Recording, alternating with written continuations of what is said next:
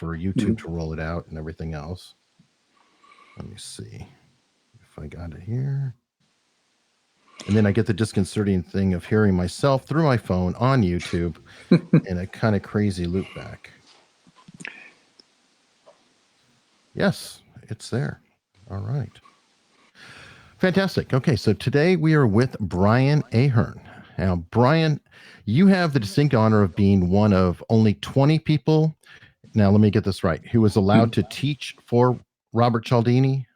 Yes, there are 20 of us around the world who were certified in his methodology. We were personally trained by him and his partner, Dr. Greg Neidert. And so we're able to call ourselves Cialdini Method Certified Trainers, experts in the way he approaches the influence process. Now, how did it work out that way to be 20 people versus 25 or whatever? It doesn't sound like he's going to keep rolling it out.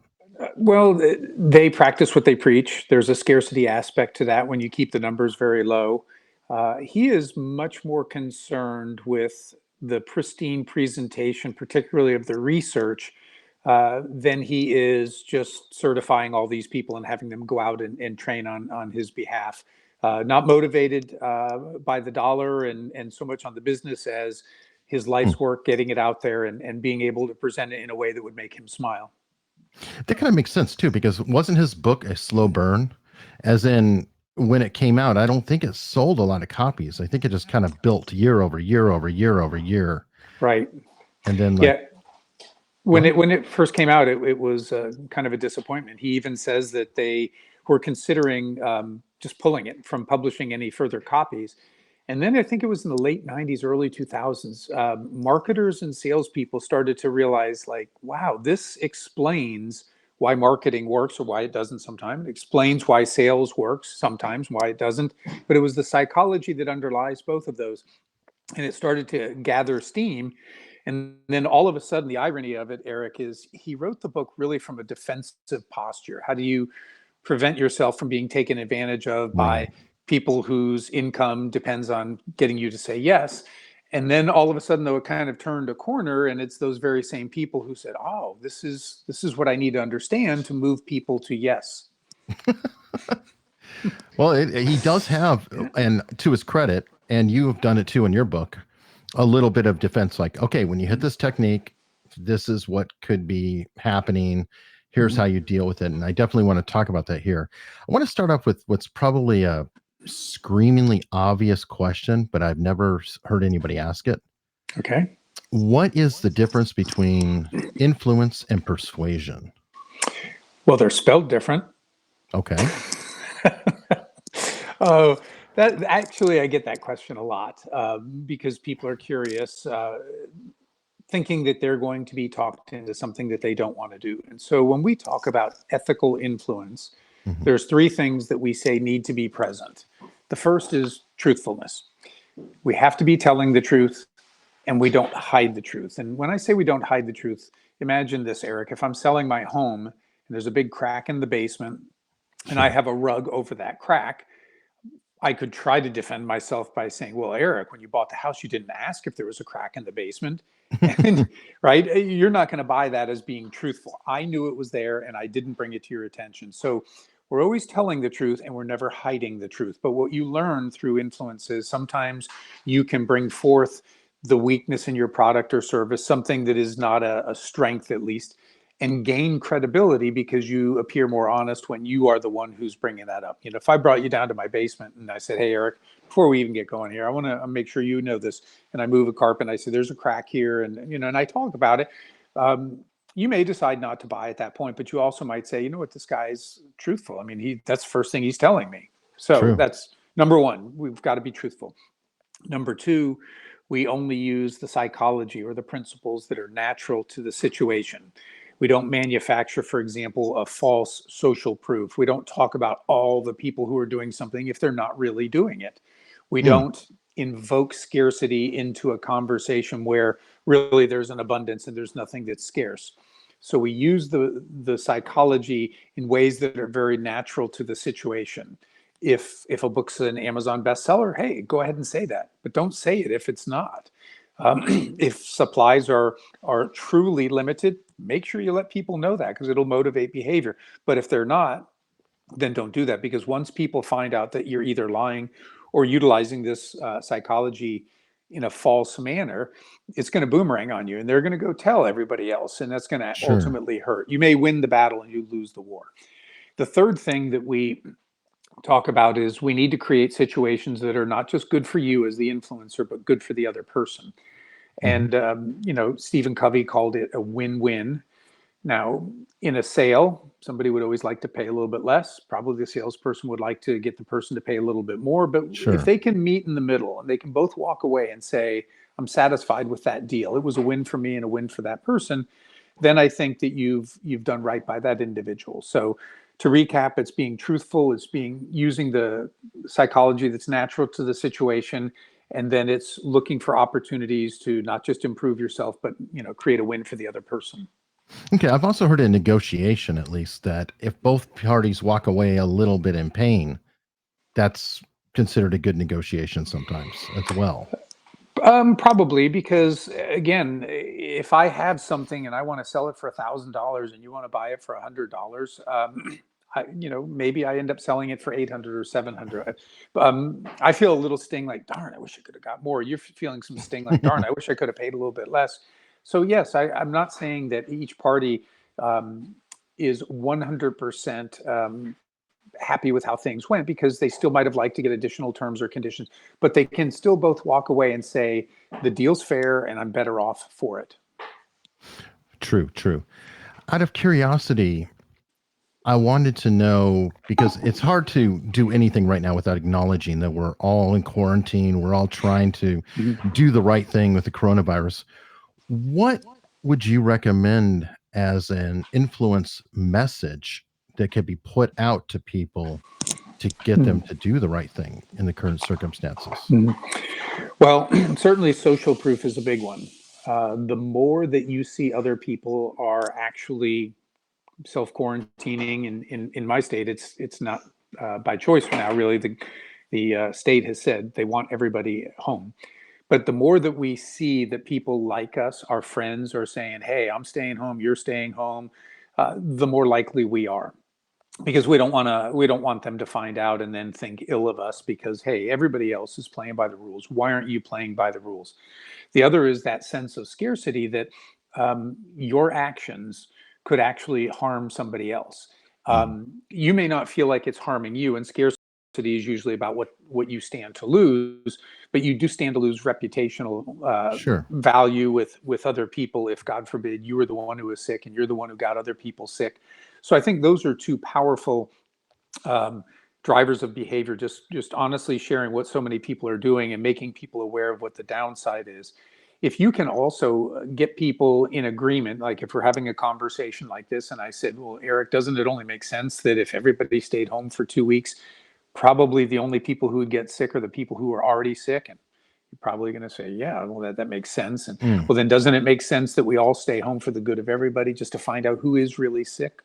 By asking you those questions, it gets you to elicit some yes answers.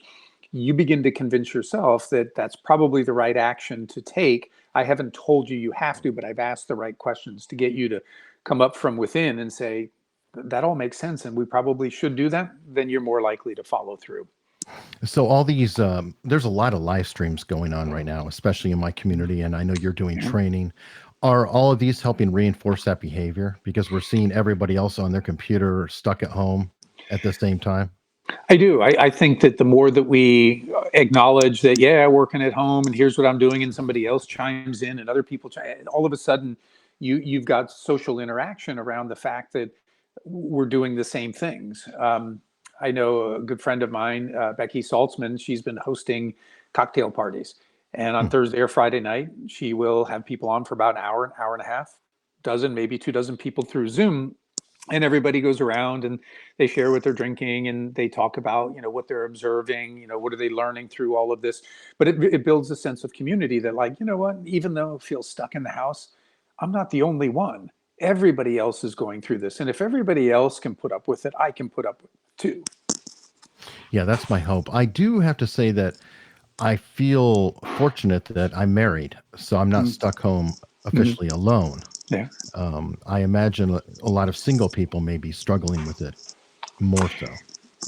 Yes, unless they enjoy that singleness. You know, my mom's been single for a long time, and truthfully, this is not really a change for her, except the fact that she doesn't drive 5 miles to work. She's getting to work from home. But that's, I mean, by choice. She said, you know what, in my 70s, I've really understood who I am and I am happy. And so for her, that's not so much of a change. Um, for some people who are married, this might be a challenge. Well, yeah, there's a flip side. Yeah, you know, where all of a sudden you're in close quarters for 2 weeks or more with somebody. Yeah, it'd be very easy to get on each other's nerves. I'm sure There- my wife will. I'm sure I will get on my wife's nerves more than she'll get on mine. well, there's also the potential baby boom coming in December. Oh, that's going to be amazing. That it really will be. I think there's going to be a lot. What are they going to call them? The COVIDs or something like that? Oh God. Well, The this boomers, has the Xers, there's going to be the COVIDs. probably. I mean, this really has such a profound effect. I mean, I've never seen anything like it. The closest thing I Yeah. can consider is 9/11. Yeah, I'm with you, and I've told people that I think in the same way that 9/11 fundamentally changed us, Hmm. this is going to as well, and I think, but on a much bigger scale, because 9/11, I mean, it impacted a lot of things, but heavily travel. We don't Right. even think twice now about all the screening and things that we have to go through. But I remember just Sure. walking up to the gate with your family. They'd kiss you goodbye. You'd get on the plane. They'd be there when Oh you yeah. got off. And it was kind of a fun little ritual. And all of that's gone, and we don't think twice about it. I think the fundamental shifts are going to be, in government. I think our government's going to say we cannot be wholly reliant on any one continent, not just a country, but a continent, because Hmm. if this spreads, we want to be able to go to any continent in the world and get the supplies that we're going to need. I think it's going to fundamentally change businesses and doing the same things. And I think those changes that they put in place will be the things that will endure the longest, because at some point there's going to be people who grow up in the society and go, oh, this is just how it is. For them, it's not going to be a change. It's going to be the way it's always been. But for True. us, we're going to see, I think we're going to see fewer mass gatherings. Like, this is just my personal opinion.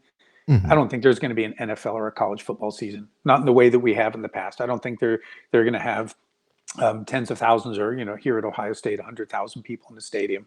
I think they may figure ways to have the games and do certain things with limited numbers, but I don't see us going back to this anytime soon. So not just this year, you're talking about in the future that things are going to change. Yeah, I really do. You could say that, well, once this passes, why don't we go back to normal? Because things were fine for 100 years. I mean, we've had some epidemics, in the Hmm. last 20, 30 years, but nothing like this. And again, this is just my personal opinion, but I just think Right. people are going to say, why risk it? I think conferences, which is going to really hurt somebody like me because I speak at conferences.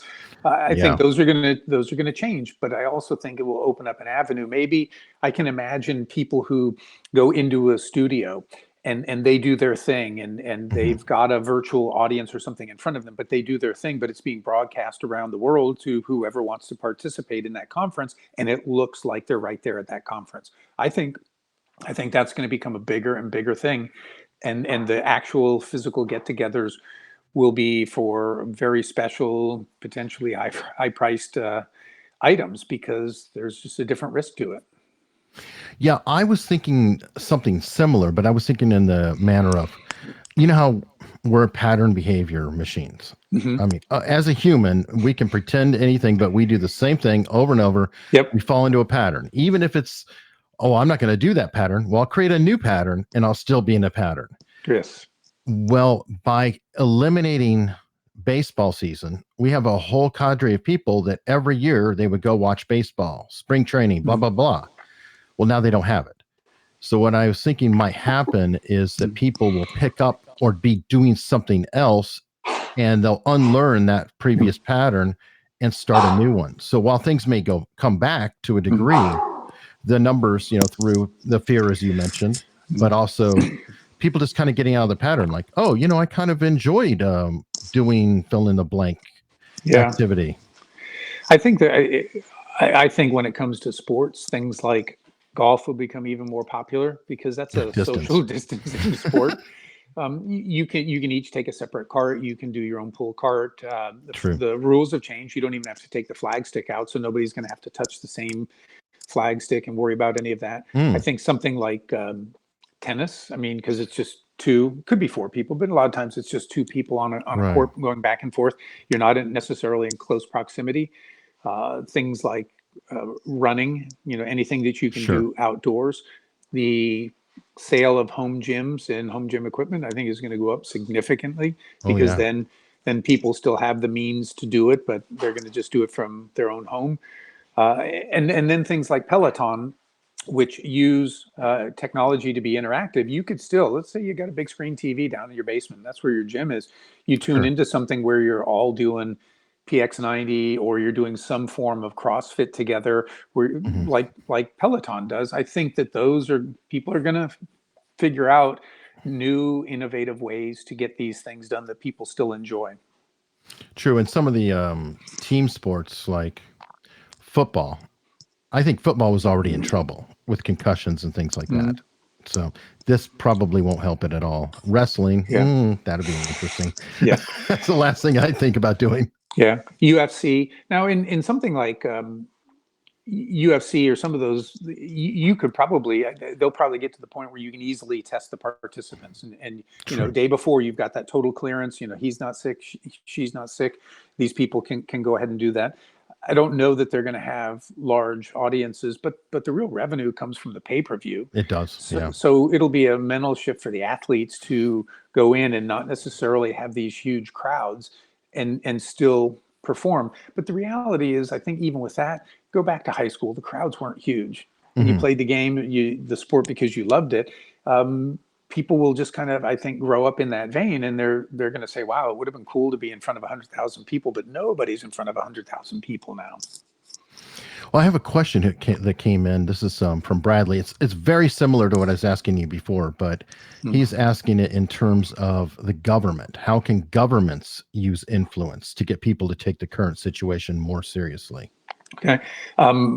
I think governments are already doing some of this more than people probably realize.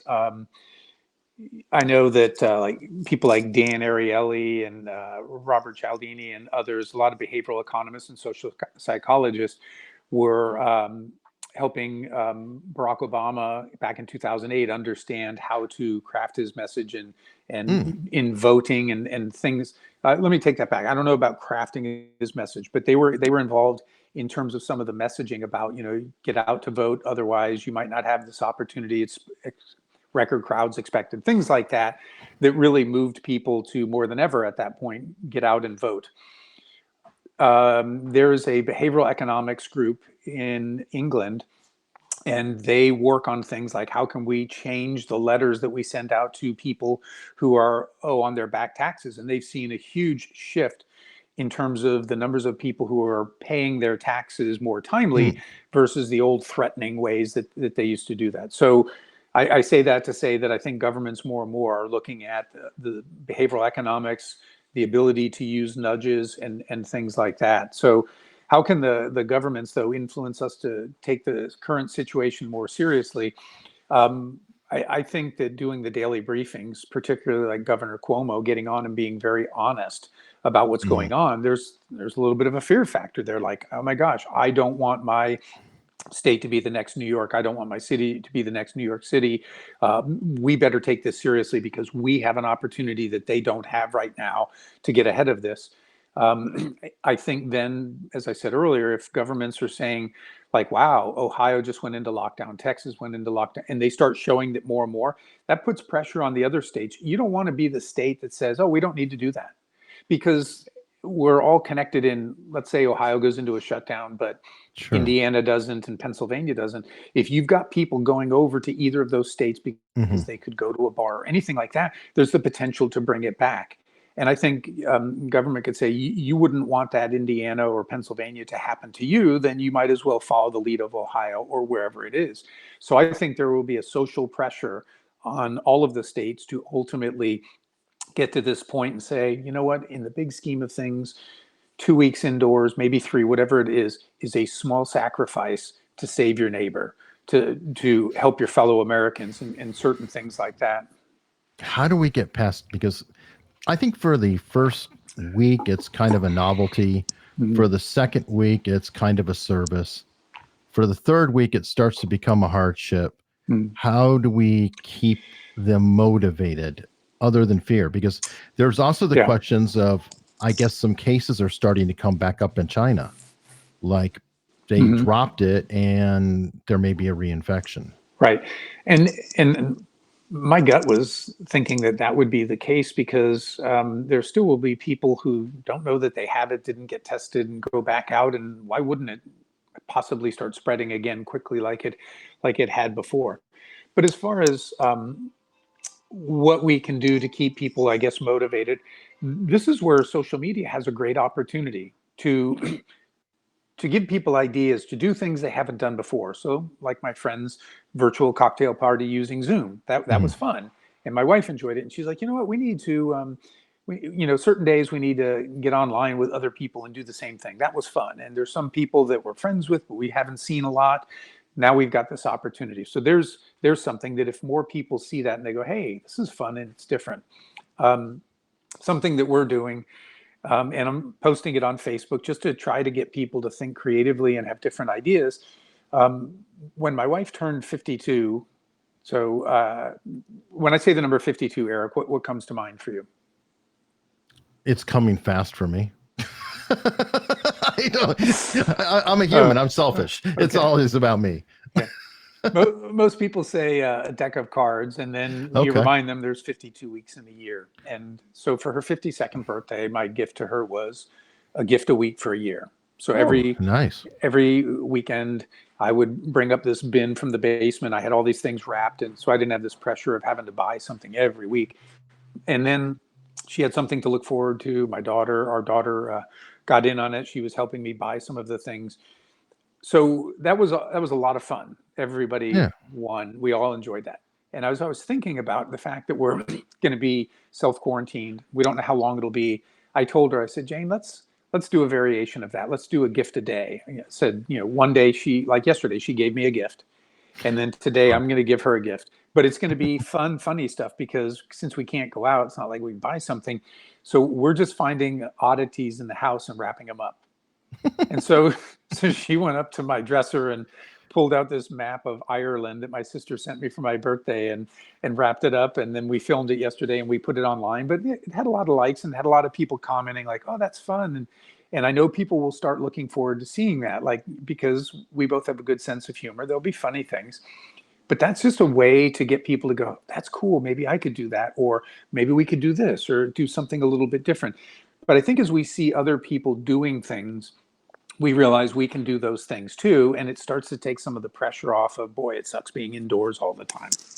Yeah, the creativity and the gaming aspect of Yeah. it. It's pretty cool. Yeah. And the reality is, at least in Ohio, we don't have to be indoors. I mean, I can go work in the yard. I can get some of those things done that normally I would have been too busy. But like yesterday, I was out raking up some stuff and trying to get ahead of the yard work. There are lots of things that we can do. There's actually arguments that being outside is very healthy for fighting the virus. I guess they did some studies with the 1918 pandemic Mm-hmm. that some of the patients that were really struggling, they would lay them on beds outdoors in the sun, Mm-hmm. and they responded better than some others.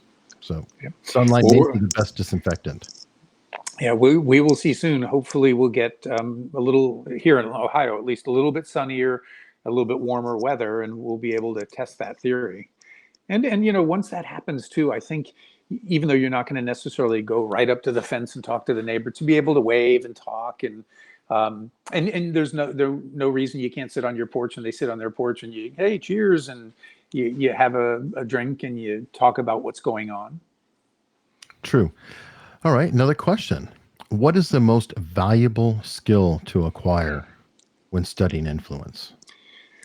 Well, when we talk about these different principles of influence, one of the things that we say is it always depends on the situation. People are always saying like, what's the most powerful principle? And Mhm. it depends on the situation you're in. If you're looking to build a relationship, you want to tap into that principle of liking. But there are some people who don't care about being your friend. They just, care about the bottom line. And maybe with those people, the principles of consistency and scarcity might be most valuable. Now, Or having said authority. that, yes. Now, having said that, I'll make a blanket statement that the people that I work with, which are primarily salespeople, I think the two most important are the principle of liking and the principle of consistency. Principle of liking, in that we all know this, even if somebody doesn't want to be your friend, the more they like you, the easier it is for them to do what you might be asking of them. So the more that we can get in there and we can create relationship with people through liking, by connecting on what we have in common, or paying them genuine compliments when they're deserved, it will work on somebody. It will cause them to, if nothing else, look a little bit forward to your interactions where maybe they don't with others. The other principle, consistency, is really powerful because, as you were talking about earlier, Eric, we're little pattern behavior Mhm. individuals. When we get into these patterns, it just reduces our need to have to think. We can just kind of follow the pattern that we've already established, which we probably feel works relatively well for us. Mhm. If you can understand what those patterns are, if you can understand what somebody believes, what their value systems are, what they've said in the past or what they've done in the past, if you can line up what you're asking with any of that, it makes it much, much easier for people to say yes. And a visual example I would say would be this. I used to work in downtown Columbus, which was about a 15-mile drive from our house. Hmm. If I if my wife sent me a text and said, "Hey, stop at the store on the way home. We need milk." If the store's right on the way, I mean, it's right on the way. That's an easy choice to make. But Sure. if I have to go way out of my way, probably not likely to do that. Now, if you think about when you're asking somebody to do something that lines up with what they've previously said or done or believe, it's like Mm. right in that straight line. But if you're asking them to go way out of their way, much, much harder. So it's probably easier on you as the influencer to really get to know that person, to understand their beliefs, their values, their prior history and actions, and then as much as you can line up what you're asking along with that. Well, I think that's only fair in some ways too. I don't think we should have to ask anybody to go too far out of their way anyway. Mhm. That might be asking too much. But a lot of people don't stop to think about that. They just say, "I'm going to go for it. I'm going to just ask them." I know they've never done this before, but I'm going to just go ahead and ask them. And sometimes they'll get a yes, but more often than not, they'll get a no. But if they could have gotten them to maybe take baby steps, Mhm. they could certainly start moving them. So those are the thought processes of somebody who is trying to strategically influence another person. It's not just going with what I think is right, my gut feel and things like that. It's, what does the science tell me? And then how can I strategically bring this into my communication so that it becomes easier for that person to maybe take that first step and then the second step. And all of a sudden now they're building some momentum toward what I really am hoping that they'll ultimately do.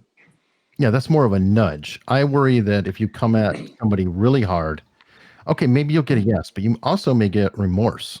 And that's not helpful if they walk out and go, "Oh my God, I really couldn't have afforded that. What did I do?" Yeah. And then they might build resentment towards you. Yeah, I mean, we've all probably had that happen before, where we look back and go, "Why did I make that decision? My gut was telling me don't do that, and I did." And I think that's where sometimes people are being manipulated into something, because as an ethical persuader, if I'm interacting with you, Eric, and you seem like you're kind of dragging your feet, but you're going along, I should probably say, "Eric, let's just stop right here. You don't look like you're fully on board. You might have questions. Let's just be honest with me. If you tell me no, it's not going to hurt my feelings. Let's be really candid with each other. What's going on?" And I'd rather have that conversation to either help you overcome that, or if you say, "Look, Brian, here's the reality. I can't afford what you're asking here, and you tell me why," then I'm much better off saying, "Thank you for being honest. Mm. Could we talk in 6 months just to see if something changed on your end?" I think that's what ethical influencers do. That's good. And actually, can we talk about that difference? Because you mentioned manipulation, and I think manipulation could be perceived as going into the dark side, Mhm. if you will. Well, I think in the situation I was describing, what I'm trying to get out of you is not necessarily in your best interest. The product or service that I'm offering might be wonderful. But if it's going to put you into financial hardship, then what good does that do you? And so I really need to understand that. It's not just about me, because I may believe in my heart that I know what's best for you, Eric, but Right. you know better. You will know better, or those who are around you and love you might be able to say, see what it is that you really need. So I don't think it's out of a bad intention sometimes that someone's pushing something because they really believe it could be a great product or service for the individual or for their business. But in their zeal, they might lose sight of the fact that, like, wow, the person's looking like they're uncomfortable. I need to step back from this and address this question. It's not just about me making the sale. It's about me creating something that's also a win for them. And part of that has to be consideration of other factors like financially. How is it going to impact them? And depending on where you are, I know in your previous business, it was really about establishing a long-term relationship with people, correct? Yeah, insurance agents, and I wasn't the insurance agent, but I worked for the company that insurance agents would represent. They'd represent many companies. But when I would interact with insurance agents, I was always emphasizing with them that you're really building a long-term relationship. It's not about writing your insurance this year and then having you go away somewhere else. That's really, really costly for the insurance agency, and it's detrimental to the insured who hops from company to company, because if something happens, that's not the person who's going to get the benefit of the doubt if there's a gray area on policy coverage or something like that. So we wanted the agents to really look at it as establishing a long-term relationship. And a lot of that began with that principle of liking, that if I really come to know and like you, Eric, and I get to understand you, your family, your needs, then the more I know you and like you, the more I do want your best. And the more that you see that and you begin to respond to the fact that, like, wow, Brian's different than the other agents I dealt with. He seems to genuinely care about us. And the reality is that I do.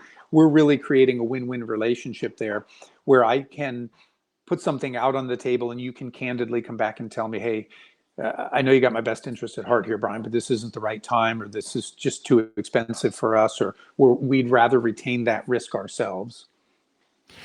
One thing I like about liking is look into a lot of different mindset buildings and things like that. And you would even mention hypnosis in your book later on, how there are a lot of parallels with influence and hypnosis and things. With liking, I don't know, have you heard of be, do, have versus have, be, do? As in, people think if I have this, I can be that and I can do that. Whereas in reality, if you come in and you are this and you act as if you are that, like, then things will start to gravitate towards you automatically. Yeah, I'm not a fan of The Secret, at least how some people present Well, that. it's not Yeah, Napoleon Hill. yeah, okay. But I do think that the more we adjust how we see things, then all of a sudden we see things that we weren't seeing before. We're seeing the opportunities that were there that we somehow totally missed.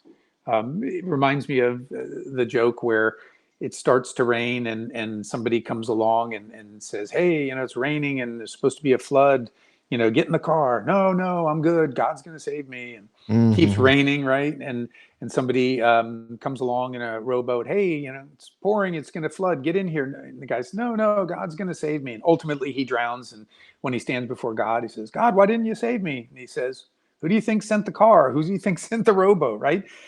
It's having eyes to be able to see that. And so I think my view on that in terms of like a psychological component would be, the more you focus on something, the more you will begin to see it, and the more you'll see those opportunities.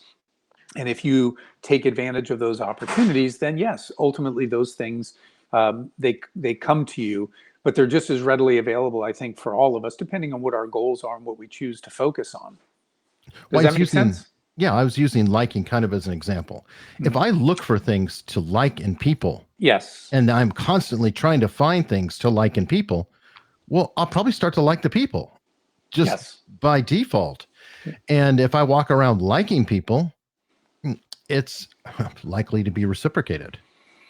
Absolutely. That's a good point. the more good things you find in somebody, the more good things you tend to find. And on the opposite side, the more bad things you find, the more bad things you will find. I mean, none of us is perfect. Mhm. You know, my wife could look at me and point out all the bad things and then feel crappy and then just keep seeing bad things, or could go the other way. And I choose to try to the best of my ability to go the other way, to look for the good in people. So let me share a story about this that really speaks to this. Many years ago, when I was with the insurance company and I was in the sales department, but the guy who was the head of claims asked me if I would start working with his team because he understood that settling a claim is a persuasive conversation.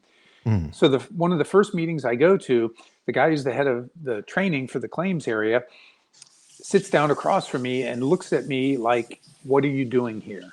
This is my thing." My sense was that he felt a little threatened that they were Mhm. bringing in somebody else. So things didn't start off all warm and fuzzy. There's a few more meetings. Towards the end of the spring, I told the guy who headed up claims, I said, "I'm done with all my travels and my training. If you need me, let me know," thinking he would invite me to more meetings.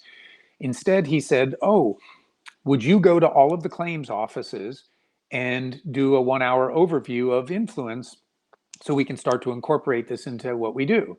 So this was going to entail like 6 weeks on the road for the most part with the guy who doesn't like me.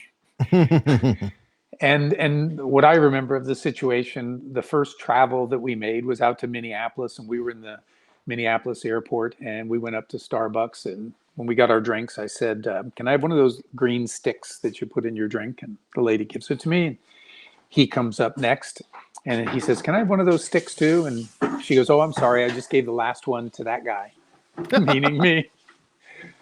So I turned to him and I said, "Hey, you can have mine." And he goes, "No, it's yours." And I go, "No, really?" I said, "I drink my coffee pretty quick. I really don't need it." And he would not take it. Mm. So the next week we had to travel again. And I always got to the airport early. So I'm waiting by the terminal, and here he comes walking down. And I said, "Hey, Brandon, I got something for you." And he goes, "What?" And I pull it out, and it's a green stick. And I said, "Just in case you ever need one." And he laughed, and it really broke the ice. And we started to find out we had a lot in common. He had been a power lifter in college, and I had done that. Um, he had been an ultra marathoner. I had run marathons, and Oh, wow. so we started to find that we had all these things in common, and it just made everything so much easier. Well, the more that I got to know him, then I started seeing all these great qualities. I mean, he had a great sense of humor. He was wicked smart. He set up all this travel, so it was easy to compliment him for all the work that he was doing. And I felt like I started treating him like people didn't treat him before. And all of a sudden, we became great friends. And what was really cool, Eric, at the end of the travels, I gave him a card and it had the Wizard of Oz on it. And that's because there was something in the training that had to do with the Wizard of Oz. Mhm. I put in it a $25 Starbucks card because he enjoyed Starbucks. And I put one of those green sticks. When I went to his office sometime later, the card and the stick were on the wall. Oh, that's So, cool. yeah, I mean, I knew it meant a lot to him. And he left the company many years ago. I left the company about a year and a half ago, but still, almost every time either of us travels, take a picture of a Starbucks card or a Starbucks cup when we're in the airport and go, "Hey, guess where I'm off to?" And so we've become really, really good friends. And it all started with just kind of breaking the ice. And I feel like for your listeners, if I can do that in that situation, I think any of you can do that too. And quite often the people who are most difficult to deal with, it's a self-defense mechanism, right? If they put that vibe out, then they can blame it Mhm. on something else. But the reality is they're putting it out there because they're not getting pats on the back and people aren't necessarily enjoying interacting with them. And if you can break through that, man, what a difference it can make. That's true. One thing that you wrote about in your book that I found profound, and I find every book, if I get one thing out of that book, it was a complete success. Mhm. But that was about thanking people or accepting thank yous from people more specifically. Mhm. And you had mentioned how another story actually, but you went with your friend. I think it was like every first Monday of every month or whatever, you would meet for coffee, and you were like, "Oh yeah, that's only because I can schedule it." Yeah. Yeah, so the story was I have a friend and his name is Mars, and I jokingly say because he's out of this world, Hmm. and we had known each other from college, and early in my career we would always get together, and I had a task set up on Outlook, and every month I would call him, and then we would schedule time for lunch. Sometimes we wouldn't get lunch in, but every month I would call him. Hmm. So one day he thanked me. He said, "Hey man, I really appreciate you calling me every month for lunch." And I jokingly said, before I knew anything about persuasion, I said, "It's not because I'm such a nice guy. I'm just good with my computer, trying to be funny." Hmm. And he goes, "No, but the fact that you do it," he goes, "it means a lot to me." And that's where I started to realize it's not what it costs me, it's what it means to the other person. And the fact that I took time to set that up, the fact that I put him, when I could have put a lot of people, but I put him in there as one of the people I was going to contact every month, it meant a lot to him. So we never want to dismiss when somebody is thanking us, because what they're Hmm. saying is, no matter what it means to you, it means a lot to me. So thank you very much. And that's just really, really important, that we are able to receive that thanks and not brush it off, not dismiss it, not say, "Oh, it was no problem. Oh, I do that for everybody." All of those things that become very dismissive. Allow yourself to take it in, feel good about it, and just tell the person you're welcome. I'm happy to do that. You're my friend. Yeah, the reason why it hit me so hard is because I've always thought of as kind of a humility Mm, that you're being humble or whatever. But it's one of those lessons. I got another lesson from a previous guest, Robin Dreek, that was a similar type of thing. In this one though, it's like, no, you're really not being humble. In a weird way, you're taking out all the importance of the message, mhm. and you're being harmful. As you said, you're being dismissive of them Yeah. while you think you're being humble and dismissive of yourself. Yeah. Another lesson that I took forth was Robin Dreek was talking about how he failed on a mission because he messed up in building a relationship with the potential asset, Mhm. and his supervisor said, "Yep, you messed up. You did this. You tried too hard, but don't beat yourself up because then it's too much about you then too." And I took Mm. that as a really important message too. Like sometimes our wearing the hair shirt is Mm. kind of narcissistic in its own manner. Woe is me. Oh my God. Yeah. And we probably all know people who do that. At first you don't know it, but then you begin to see this pattern where they always have to be the one who's giving. They can't receive, and it's important to receive because it means something to the other person to be able to give. I mean, part of reciprocity is it's that give and take, right? If I give to you, then you feel this obligation potentially to give back to me. If I shun that, even if it's something as simple as a thanks, I mean, Right. that's interrupting the psychology of that relationship. It works much better if I do something and you genuinely appreciate it, and you maybe give me thanks, or maybe you do something kind in return, where I acknowledge that and I say, "You know what, thank you. That was great. I really do appreciate that." And so what I've learned, when people reach out to connect to me on LinkedIn, if they don't put a message in about why they're reaching out, I Mhm. will, like clockwork, I'll send a message back. "Hey, Eric, thanks for reaching out to connect. I'm curious, how did you find me?" Almost all of the time it's, "Hey, I took one of your LinkedIn courses." And they usually say Hmm. something very nice about it, or maybe they post something. And I always make sure that I thank them for that, where I say, "Eric, I appreciate that you took time to let me know how you were connected or why you reached out. And I really appreciate too the compliment about the course. It makes my day." That's how we build relationship there. I want you took this course, you got a lot out of it. You've now connected with the author. If I don't say anything back, I mean, how disappointing is that for you? And so when I ask that question, and we've got this back and forth, this social exchange, we have Right. made social media social. I find you get tremendous following and benefit from that. And I don't do it to get following. I've learned that it's just the best way to live life. And that would be a takeaway, I think, for some of your listeners. When you reach out to somebody, let them know why. But if somebody's reaching out to connect with you, ask them why. What did you Hmm. find? Why are you reaching out? Not in a like, I'm going to judge whether or not I should maintain this relationship. But I tell people, I'd like to understand why people are reaching out. If there's something good I'm doing, I should probably do that more. So it's just, True. it's data from my mind. True. Got another question coming in. Is trusting your gut a good barometer when dealing with people? Sometimes. Sometimes you're being asked to do something and deep down you're just thinking, I don't want to do this. If I had known it was going to be this way, that's where I say trust your gut, because I think sometimes we're taking things in through our senses and our subconscious that doesn't have that active verbal part, but yet it's there. What I wouldn't say is go with your gut on big business deals and things like that. Those really need to be analyzed, and they need to have different sets of eyes. They need to be critically thought through. Not that you're going to make the right decision all the time, but I would much rather place my money on somebody who is going to critically analyze and understand all the data related to a decision versus somebody who hears one or two things and just says, I'm going with my gut on that. So I guess what I'm saying is follow your gut a lot when it comes to self-protection, because I think the human species has evolved looking to survive. And when you're being asked or moved in a direction that you're not comfortable, but you can't put into words, I think that you need to follow that. And for the person who asked that, a great book is called The Gift of Fear. And I Gavin believe, DeBecker. yeah.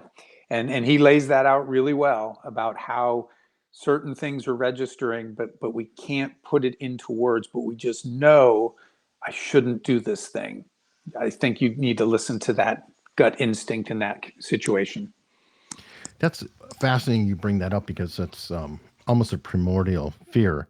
But a lot of these things influence reading body language, are skills that we have as a species, we've had for 100,000 years.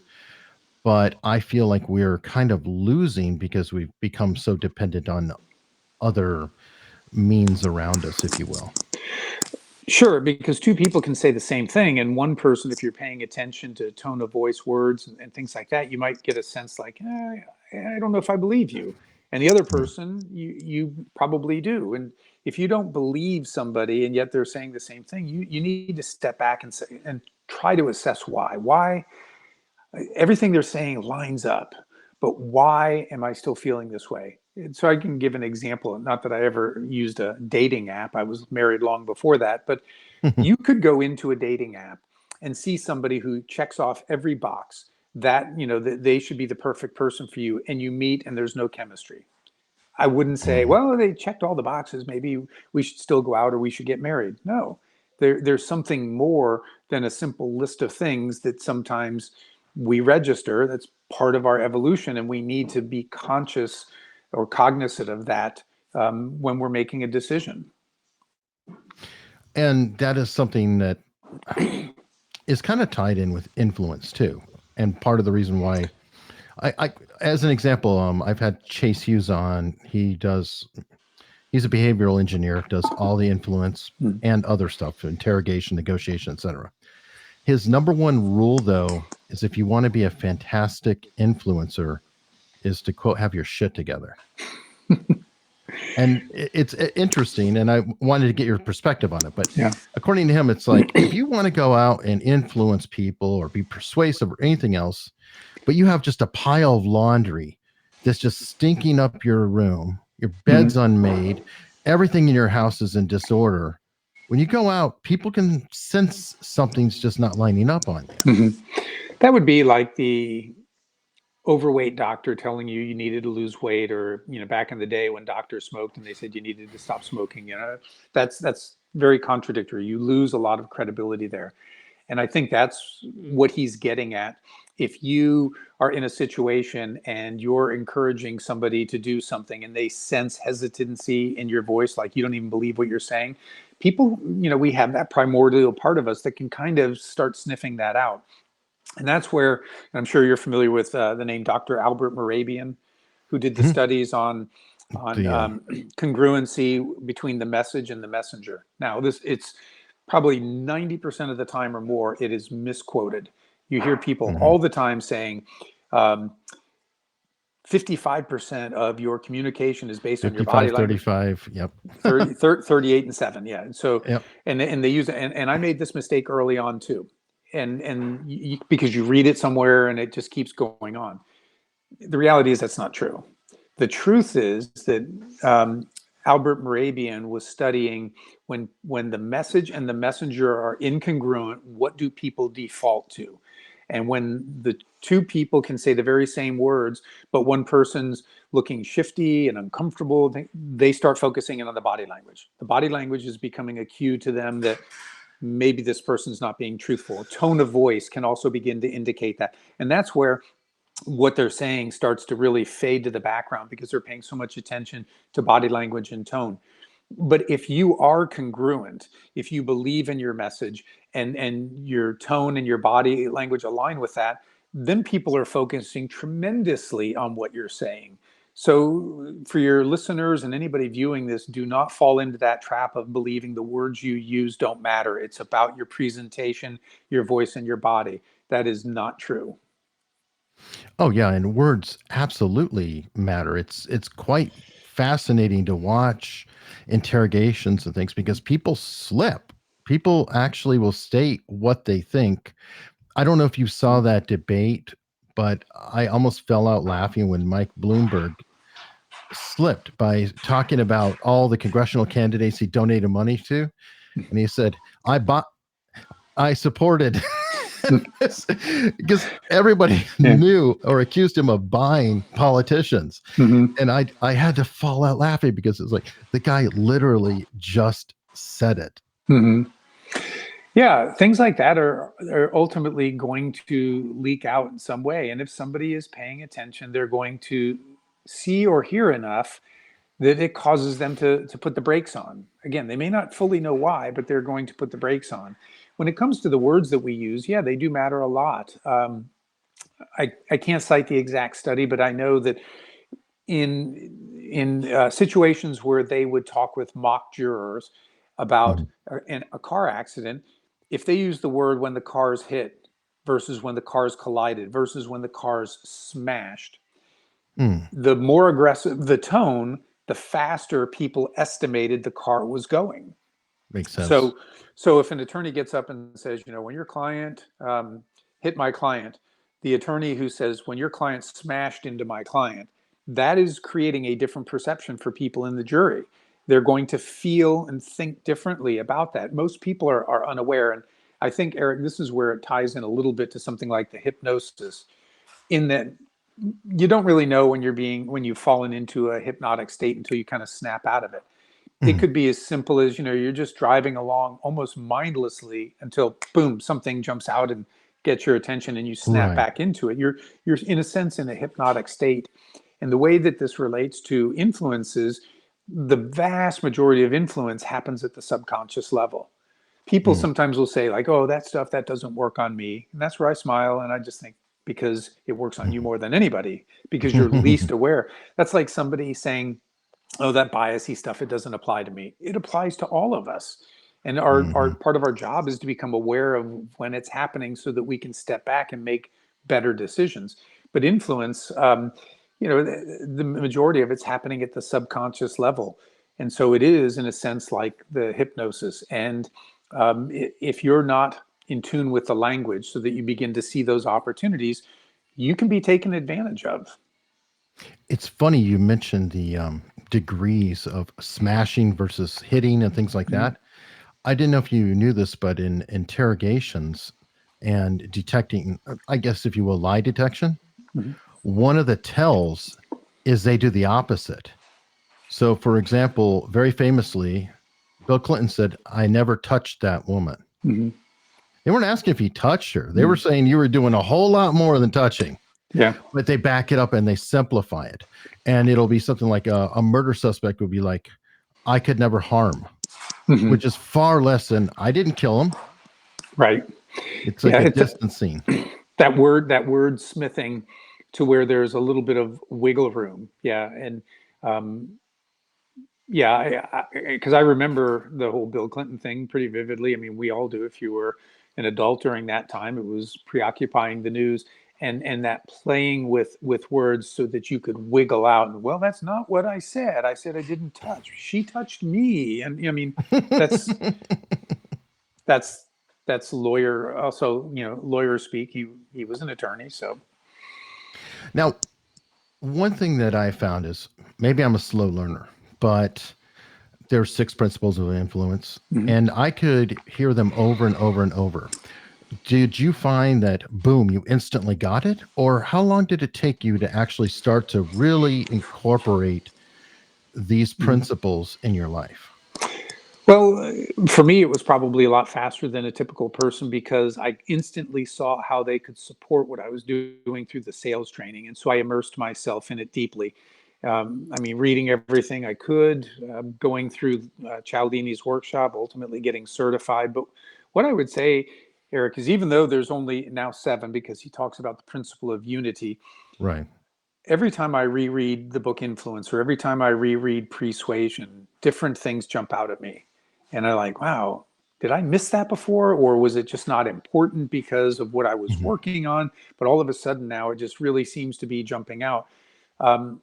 So I feel like it's always going deeper and deeper, as deep as you want to go as you continue to study these things. And it's then the way my mind's working, like I'm reading a book, and I keep putting in the margins, oh, that's the principle of consistency. Oh, that's authority that's working there. So I say that's the lens that I view things through on a behavioral aspect. Not that every single thing will fall neatly into these principles, but the vast majority of behavior that I see falls into some of those categories. And and that makes it easier for me to then understand why somebody might be doing what they're doing, or how to maybe move somebody to act in a way that not only I want them to, but I think will be in their best interest. Okay, well, while we're moving people in that direction, to close out, you're doing some free training right now. Yeah, because of what's going on, I thought, I can't, there's a lot of stuff that's outside of my control, but one thing I could give to people is knowledge, like we've been talking about today. And so I decided to do a free series on influence. And what I'm doing is every day this week and next week at 10:30 and then 11:30, depending on what's convenient for people, people are joining me on Zoom, and I take one aspect of influence and I go through that. So for example, today we talked about why influence is all about people, and then we dissected that. And then tomorrow we're going to talk about the principle of liking, and then we're going to going to continue on and talk about those. And what I'm doing is I'm recording at least one of the 2 sessions, and then as I continue to email people, and they come back, or as I email people, they'll be able to see the link in there. If you missed today, Eric, you could click on it and go back and watch that. Oh, good. So if anybody is interested in joining us, certainly they could email me. My email is brian.ahearn@influencepeople.biz.